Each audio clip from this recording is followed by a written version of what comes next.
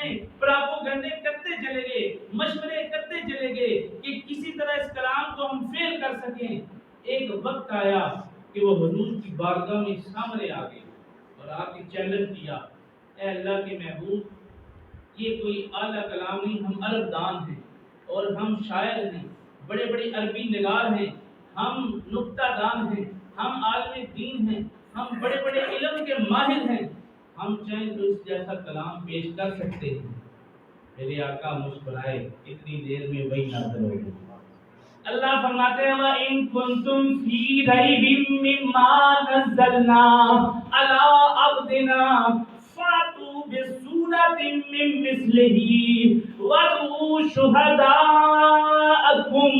مِّن دُونِ اللَّهِ إِن كُنتُمْ صَادِقِينَ۔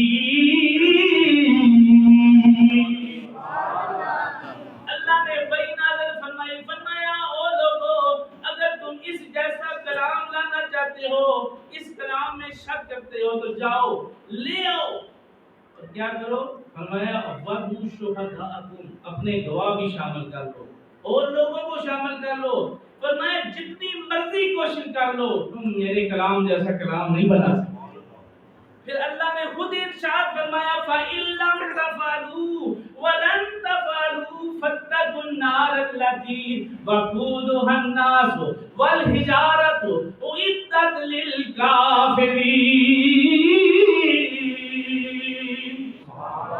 فرمایا اگر تم کوشش کرو تو نہیں کر سکتے، کلام لا ہی نہیں سکتے، پھر کیا ہوگا؟ فرمایا اگر تم اللہ سے نہیں ڈرتے تو تمہارا ٹھکانہ جہنم کی آگ اور پتھر بنے گی، تمہیں اس میں پھینکا جائے گا۔ فرمایا اللہ سے ڈرو، یہ کلام کی مثل تم نہیں لا سکتے، کوشش کر کے دیکھ لو۔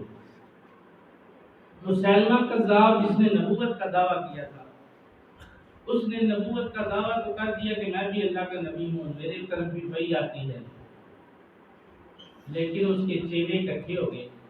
ان چیلوں نے کہا کہ مسلمانوں کا دعویٰ ہے کہ اگر کوئی نبوت کا دعویٰ کرنے والا ہے تو اسے کہے کہ جاؤ قرآن جیسی کتاب بھی لے کے آؤ، ہمارے نبی پر تو قرآن نازل ہوا ہے، اگر مسیلمہ کذاب نبی ہے تو وہ قرآن جیسی کو کتاب لے کے آئے۔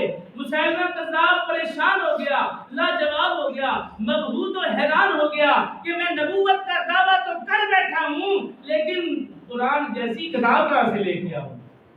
ساری رات سوچتا رہا، ساری رات سورہ قاریہ کی تلاوت کی اس نے۔ سورہ قاریہ کی 2 آیتیں پڑھی، القاریہ تو ملقاریہ۔ سورہ قاریہ قیامت کی نشانیوں میں سے ہے کہ اے لوگوں جان لو کھڑکتی ہوئی مٹی کے بارے میں، وما ادراک ملقاریہ، تمہیں کیا سمجھ کے یہ کھڑکتی ہوئی مٹی کیا ہے، یعنی قیامت کے بارے میں اللہ ارشاد فرما رہا ہے۔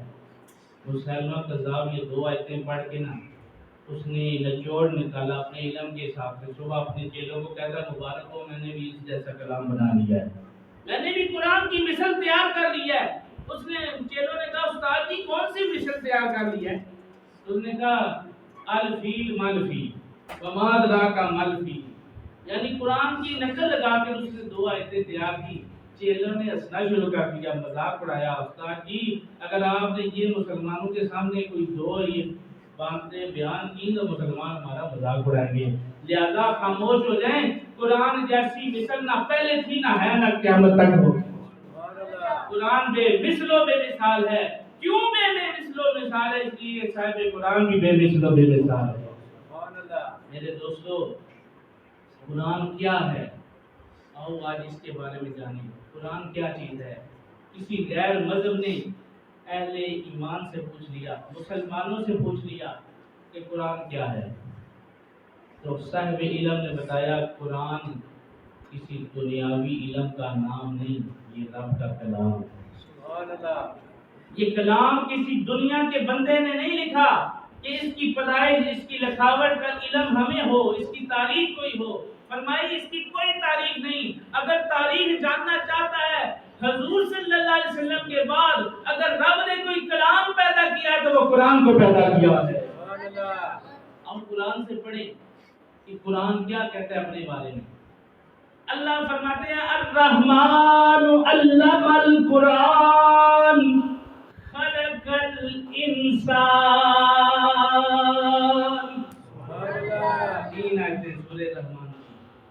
فرمایا رحمان ہے، بڑا مہربان ہے، بڑے رحم کرنے والا ہے۔ پھر کیا کیا؟ علم القرآن، پھر قرآن سکھا دیا۔ خلق الانسان، پھر انسان کو پیدا کیا۔ اب یہاں پر نقطہ عرض کر رہا ہوں کہ رب کہتا ہے کہ پہلے قرآن سکھایا پھر انسان کو پیدا کیا۔ معلوم ہوا کہ قرآن تو اس کو سکھایا جاتا ہے جو پہلے موجود ہو، بھائی قرآن اس کو سکھایا جاتا ہے جو موجود ہو۔ اگر انسان ہی موجود نہیں تو رب نے قرآن کس کو سکھایا؟ معلوم ہوا قرآن رب نے اپنے محبوب کو سکھایا۔ حضور پہلے موجود تھے تو قرآن بعد میں آیا، حضور پہلے تھے تو قرآن بعد میں آیا۔ حضور نے قرآن سیکھا، پھر کس سے سیکھا؟ مجھ سے نہیں، تجھ سے نہیں، کسی ملا قاری سے نہیں، رب کائنات سے سیکھا۔ ڈائریکٹ وہی نازل ہوئی۔ فرمایا کہ اللہ تعالیٰ قرآن حضور کے سینے پہ نازل کرتا جاتا، اور جب قرآن میرے آقا پڑھتے، دنیا کے بڑے بڑے خوش اعلان، بڑے بڑے خوش بیان حافظ آپ نے سنے ہوں گے، بڑی اعلیٰ سے اعلیٰ قرات والے قاری سنے ہوں گے، لیکن قاریوں کا قاری، حافظوں کا حافظ، علماء کا عالم حضرت محمد مصطفیٰ صلی اللہ علیہ وسلم۔ حضور کی ذات سے بڑھ کے کون حافظ ہو سکتا ہے؟ کون قاری ہو سکتا ہے؟ آپ سے بڑھ کے کون خوبصورت قرآن پڑھ سکتا ہے؟ سلا کی پہاڑیاں ہیں، سورہ جن کی تفسیر اٹھا کے دیکھیں، 29واں پارہ، سلا کی پہاڑیاں۔ میرے آقا فجر کی نماز کے لیے اٹھے، چند ساتھی فجر کے وقت قرآن پڑھ رہے ہیں، حضور کے پیچھے قرآن سن رہے ہیں۔ میرے آقا فجر کی نماز میں بلند آواز سے قرآن کی تلاوت کر رہے ہیں، قرآن کی تلاوت کر رہے ہیں میرے آقا صلی اللہ علیہ وسلم۔ جنوں کی ایک بہت بڑی جماعت اس جگہ سے گزری، سیلا کی پہاڑیوں کے قریب سے گزری، تو انہوں نے یہ کلام سنا نا، اس سے پہلے انہوں نے یہ کلام نہیں سنا ہوا تھا۔ وہ جنوں کی جماعت بھی صفوں میں کھڑی ہو، جن ایک غائبانہ مخلوق ہے، اس جگہ کی ضرورت نہیں، وہ جدھر چاہے کھڑی ہو جائے، وہ ہوا میں بھی معلق رہتے ہیں۔ جنوں کی جماعت نے بھی صفیں باندھ لی۔ جب حضور نماز سے فارغ ہوئے، دعا سے فارغ ہوئے، وہ جنوں کی جماعت واپس گئی۔ جنوں کا سردار کہنے لگا، او میرے گروہ، میرے چیلو، آج بڑی دیر سے آئے ہو، کیا وجہ ہے؟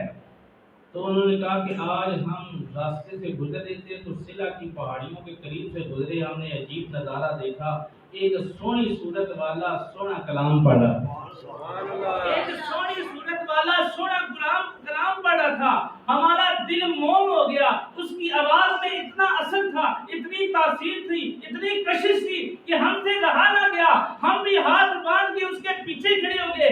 دل یہی چاہ رہا تھا قیامت آ جائے، یہ کلام پڑھنے والا کلام پڑھتا ہی چلا جائے، کلام پڑھتا ہی چلا جائے۔ سردار نے کہا وہ کلام کیسا تھا وہ بھی تو سناؤ نا، جو سن کے آئے ہو وہ بھی تو سناؤ نا۔ تو جنہوں نے کہا کہ وہ کلام پڑھنے والا کہہ رہا تھا، قُلْ أُوحِيَ إِلَيَّ أَنَّهُ اسْتَمَعَ نَفَرٌ مِّنَ الْجِنِّ فَقَالُوا إِنَّا سَمِعْنَا قُرْآنًا عَجَبًا۔ فرمایا انہوں نے کہا کہ وہ پڑھنے والا ایسا کلام پڑھ رہا تھا، وہ بڑا عجیب قرآن تھا، بڑا عجیب کلام تھا، اور اس کلام کا نام قرآن تھا۔ بار بار پڑھی جانے والی کتاب قرآن مجید۔ میرے آقا صلی اللہ علیہ وسلم قرآن پڑھنے والے کو، حافظ کو بڑا پسند فرمایا کرتے ہیں۔ حضرت موسیٰ اشعری رضی اللہ تعالیٰ عنہ حضور کے صحابی ہیں۔ حضور اکثر مسجد نبوی میں داخل ہوتے نا، درس و تدریس سے فارغ ہوتے، حضرت موسیٰ اشعری کو بلا لیتے، فرمایا موسیٰ اشعری میرے سامنے قرآن کی تلاوت کرتا جا، میں سنتا جاؤں گا۔ اتنی پیاری آواز تھی کہ موسیٰ اشعری رضی اللہ تعالیٰ عنہ حضور کے سامنے قرآن پڑھتے جاتے، میرے آقا سنتے چلے جاتے۔ میرے دوستو، حضور کو قرآن سے بڑا پیار ہے، کیونکہ قرآن حضور سے جدا نہیں، حضور قرآن سے جدا نہیں۔ حضور ہے تو قرآن ہے، اگر حضور ہی نہ ہوئے تو قرآن کیسے نازل ہوتا؟ قرآن جیسی نعمت ہمیں کیسے ملتی؟ قرآن آیا تو ہر بندے کو جینے کا شعور مل گیا، قرآن آیا تو ظلم و جبر کی زنجیریں ٹوٹ کر بکھر کر رہ گئیں، قرآن آیا تو غریبوں کو ان کا مقام مل گیا، قرآن آیا تو امیروں کو ان کا مقام مل گیا، قرآن آیا تو ماں کی حیثیت کا پتہ چل گیا، قرآن آیا تو باپ کے مقام کا پتہ چل گیا، قرآن آیا تو بہن بھائی کے رشتوں کا علم ہو گیا، قرآن آیا تو رب تعالیٰ نے ہر خشک و تر چیز کا بیان قرآن میں بیان فرما دیا۔ اب پھر لکھتا ہے قرآن آیا تو ہمیں جینے کا شعور آیا، قرآن آیا تو ہمیں جینے کا شعور آیا، قرآن آیا تو ظلم و جبر کی زنجیریں ٹوٹ گئی تھی۔ قرآن آیا تو قرآن نے جینے کا شعور بتایا۔ قرآن کہتا ہے وَلَا رَبِّ وَلَا یا بسم اللہ فی کتاب مبین، ہر خشک و تر چیز کا بیان رب نے قرآن میں بیان فرما دیا۔ حضرت علی رضی اللہ تعالیٰ عنہ، آپ کی بارگاہ میں ایک یہودی آ گیا، آپ سے سوال کرنے لگا، اے علی میں قرآن پڑھ کے آیا ہوں، اور بعضوں نے قرآن پڑھا تو علم حاصل کرنے کے لیے پڑھا، اور بعضوں نے نکتہ چینیوں کے لیے قرآن پڑھا، اور جس یہودی نے قرآن پڑھا تھا وہ نکتہ چینی کر رہا تھا۔ حضرت علی کی بارگاہ میں آ گیا، آج یہ سورہ الاعراف کی تفسیر میں بات موجود ہے، آیت نمبر 157 اس کی، اس میں یہ بات موجود ہے۔ فرمایا